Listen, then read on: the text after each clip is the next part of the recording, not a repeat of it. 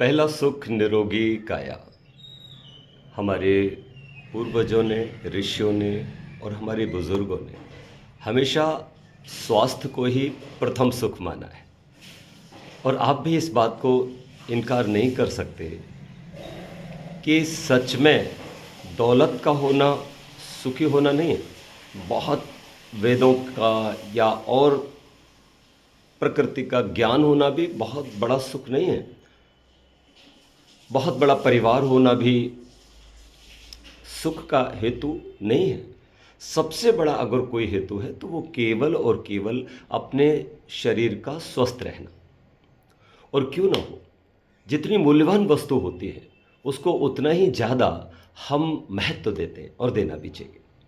दुर्भाग्य से हम लोग चांदी को और चांदी से भी ज़्यादा सोने को और सोने से ज़्यादा भी हीरे को महत्व देते हैं। अगर सोने की अंगूठी है तो उसको बहुत सावधान रखेंगे। दिन में 4-5 बार अगर पहने हुए हैं तो ये देखेंगे कि चांदी की अंगूठी कहीं हमारी खो ना जाए, कहीं कुछ गड़बड़ ना हो जाए। और उसको डिब्बी में रखेंगे, फिर सेफ में रखेंगे, फिर लॉकर में रखेंगे। उसको इतना हिफाजत से रखते हैं, ठीक है ना। लेकिन क्या आपको और हम सबको नहीं लगना चाहिए कि अंगूठी से, हीरे से भी ज़्यादा मूल्यवान हमारी उंगलियां हैं। ये हमारा शरीर है यार। एक तराजू में मैं तो कहता हूँ कि 10 कुंटल सोना रख दो, ठीक है ना, और एक तराजू में अपने शरीर को रख दो। ईमानदारी से बताओ कौन ज़्यादा मूल्यवान है, कौन ज़्यादा महत्वपूर्ण है। एक छोटी सी कहानी आपको सुनाता हूँ। हुआ क्या कि एक व्यक्ति बहुत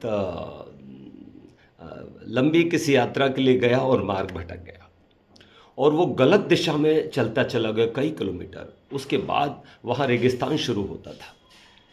कोई दूर दूर तक ना तो मनुष्य था और ना ही कोई किसी प्रकार का वहाँ पानी था, ना भोजन का कोई प्रबंध था। व्यक्ति बहुत भूखा है, व्यक्ति उससे भी ज़्यादा बहुत प्यासा है और उसका ऐसा लग रहा है अब वो 10 कदम भी नहीं चल पाएगा, बस अब पानी ना मिला तो मर ही जाएगा। उसके पास एक झोले में बहुत सारे हीरे हैं, बहुत सारा उसमें सोने की गिन्नियाँ हैं, जो वो कहीं से उसको पता लगा था कि भाई अमुक भयंकर जंगल में वहाँ पर जो है ना ये हीरे मोती हैं, तो वो उसको मिल गया है और वो उसको लेके चला है।